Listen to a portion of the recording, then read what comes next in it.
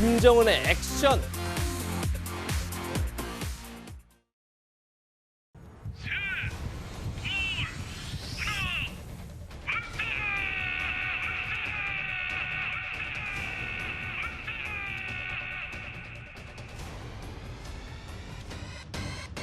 최대 정점 고도 6,248.5km까지 상승하며 거리 1,090km를 4,052초간 비행하여 미 제국주의와 그 추종 무리들의 군사적 허세를 여지없이 무너뜨리고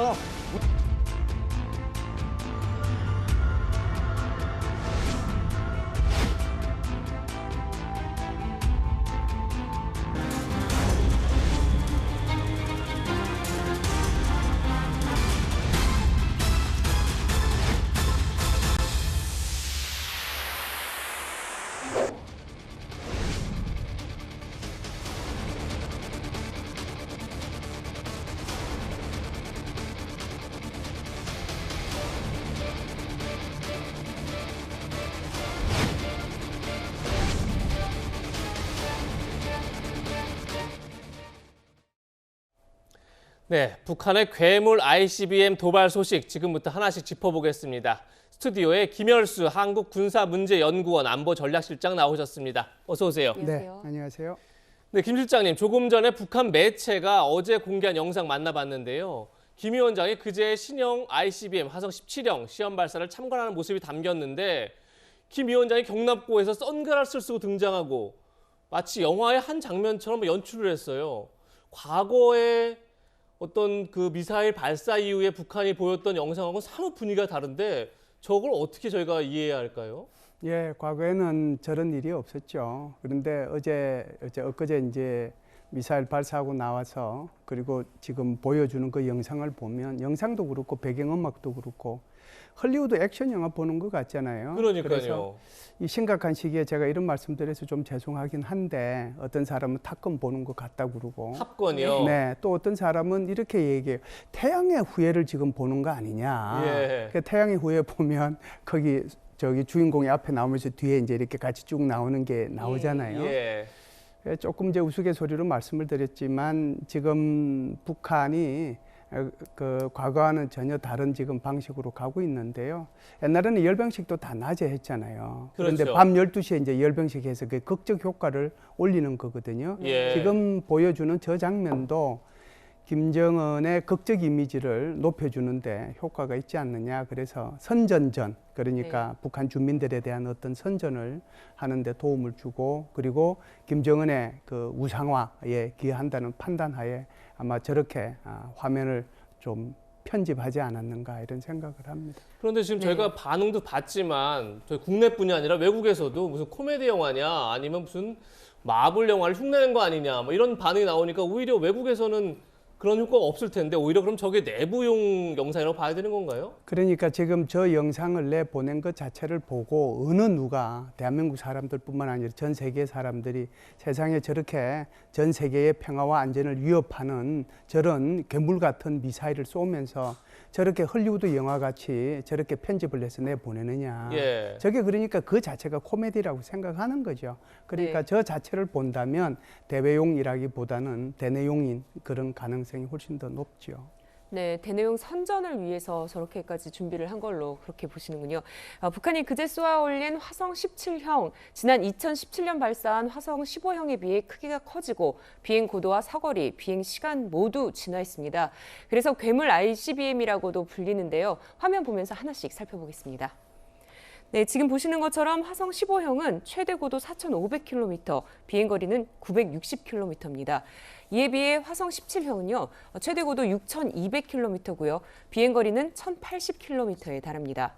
북한이 시험 발사 때는 고각으로 쐈지만 정상 각도로 발사할 경우 15,000km를 날아가서 미국 본토 전역 타격이 가능한 겁니다. 이에 미국은 즉각 북한을 제재하고 나섰습니다. 김 실장님, 이번에 북한의 시험 발사의 의미에 대해서 조금 더 짚어보자면 어떻게 보십니까? 제가 볼 때는 이제 화성 17형을 쏜 것은요, 크게 세 가지 목적이 있다라고 봐요. 예. 하나는 대내용이 있을 거고요. 하나는 이제 미국을 향한 메시지가 있을 거고, 하나는 이제 한국을 향한 메시지가 있다라고 저는 봅니다. 그래서 네.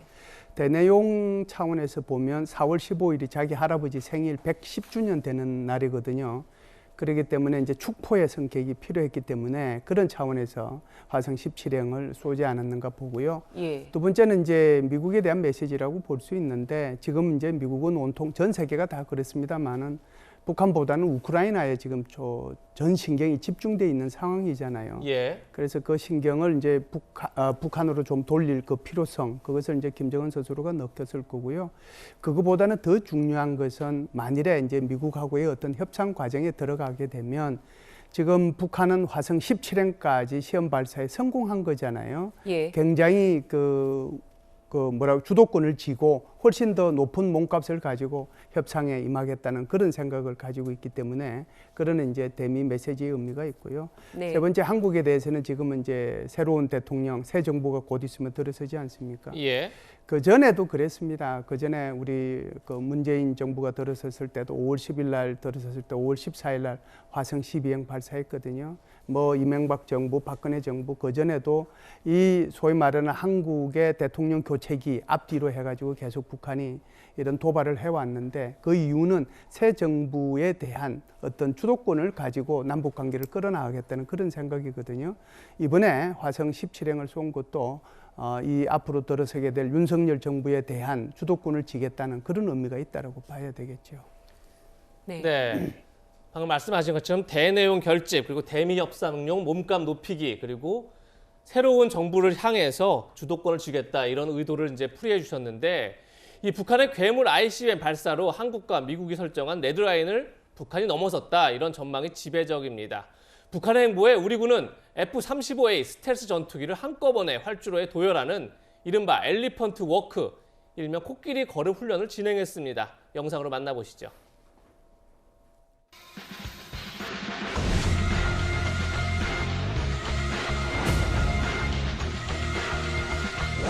적에게는 공포를, 국민에게는 안심과 신뢰를 주는 강력한 억제력을 통해 한반도의 평화 정착의 핵심 역할을 수행하게 될 것입니다.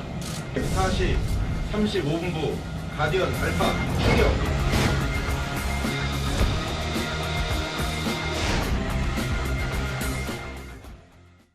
네, 북한의 ICBM에 맞대응하는 차원에서 진행된 엘리펀트 워크 훈련, 서 국방부 장관이 직접 현장에서 지휘를 했습니다.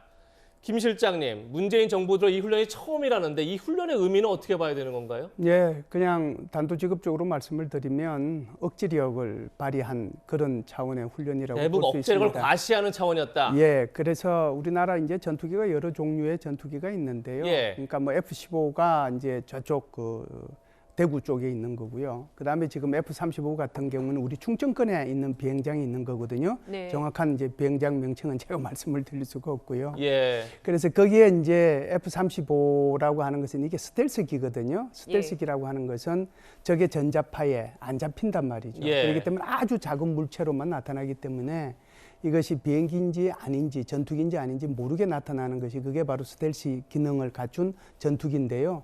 북한으로 봐서는 굉장히 위력적인 그런 전투기죠. 그걸 이제 대한민국이 올해 2월 달부로 마지막 전투기가 들어와서 이제는 한 40대를 보유하고 있거든요. 그중에 이제 28대가 지금 말씀하신 것처럼 코끼리 걸음으로 이렇게 하는 것을 보여줬는데, 예. 우리가 북한을 언제라도 스텔스 전투기를 이용해서 원하는 장소에, 원하는 목표에, 원하는 시간에 공격할 수 있다. 전 전천후입니다. 그렇기 때문에 그것을 이제 보여준 거거든요. 그러니 북한 보고 아무렇게나 무례하게 행동하지 말아라. 언제든지 우리는 너희들을 공격할 수 있다라고 하는 것을 보여줌으로써 억지력을 향상시키고, 그리고 우리 국민들한테는 좀 우리 이런 정도의 무기 갖고 있으니까 여러분들 너무 걱정하지 마십시오라고 하는 그런 메시지가 공동으로 들어있다, 이렇게 볼 수 있죠. 그러니까 네. 스텔스 전투기를 통해서 언제든 원점을 타격할 수 있다, 이런 걸 보여주는 거죠. 그렇죠. 자, 그러면 만약에 북한이 또 추가 도발을 한다, 뭐 핵실험 같이, 그럴 경우에 우리는 저보다 더 진화된 어떤 무력 시위 같은 게 있을까요? 예, 무력 시위는 뭐 여러 가지 방법이 있을 예. 수 있는데요. 24일 날 이제 화성 17형 쏘았을 때 우리 한국군은 이미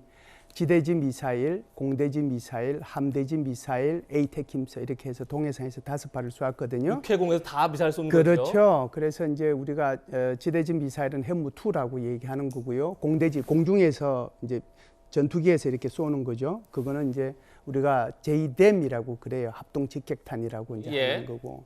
그다음에 이제 함정에서 쏘는 것은 해성2라고 하는 걸 쏘는 거거든요. 네. 그래서 이런 미사일들을 이제 쏘아서 우리 이런 정도의 미사일을 갖고 있고 언제든지 원하는데 쏠 수 있다라고 한 것을 한 대 이어서 지금 엘리펀트 워커까지 보여줬거든요. 앞으로는 아마 북한에서 추가 도발을 하게 되면 그에 걸맞는 아주 훨씬 더 그 빠른 시간 내에 즉각 대응할 수 있는 아마 그런 형태로 우리도 무력 시위를 하지 않을까 이런 생각을 합니다. 네. 그런데 일각에서는 북한의 화성 17형 대륙간 탄도미사일 발사가 과연 성공했을까 이렇게 의심하는 목소리도 나오고 있습니다. 영상이 조작됐을 가능성이 있다는 건데요. 보면요. 시험 발사 시간대에 평양 날씨가 흐렸지만은 영상에서는 맑은 날씨였다. 이런 이유가 있었고요. 발사에 실패한 지 일주일 만에 성공했다는 게 가능할까 이런 얘기입니다. 결점을 보완하는데 일주일밖에 안 걸렸을까 이런 의심이 나오고 있는 거고요.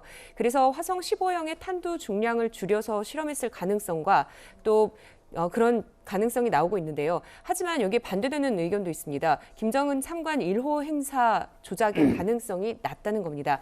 군은 여기에 대해서 다양한 가능성을 놓고 정밀 분석을 하고 있다. 이렇게 밝혔습니다.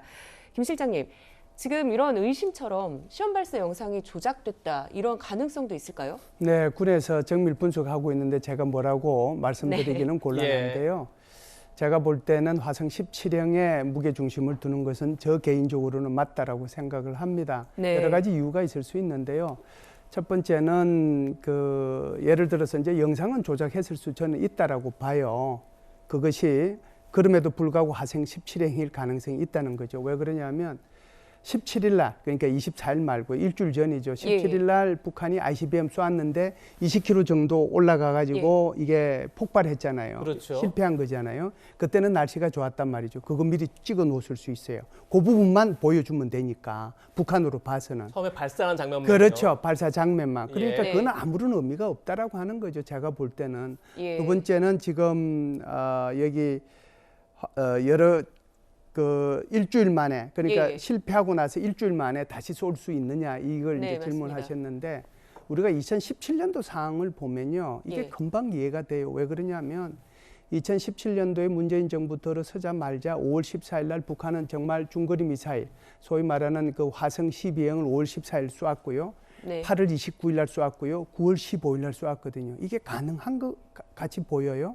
이 말의 의미는 다시 얘기를 하면 예. 무기 체계를 만들 때 한 발만 만들지는 않는다는 거예요. 네. 이미 저기 화성 17형은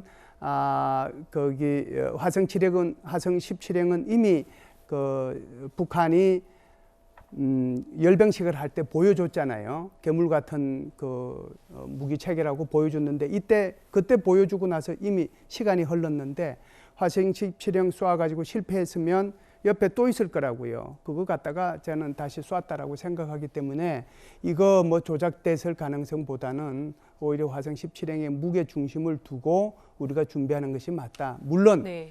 화성 15형의 그러니까 탄두 중량 자체를 1톤에서 500kg으로 줄이면 더 높이, 더 멀리, 더 오랫동안 갈 수는 있어요. 예. 이번에 북한이 실험했던 것처럼.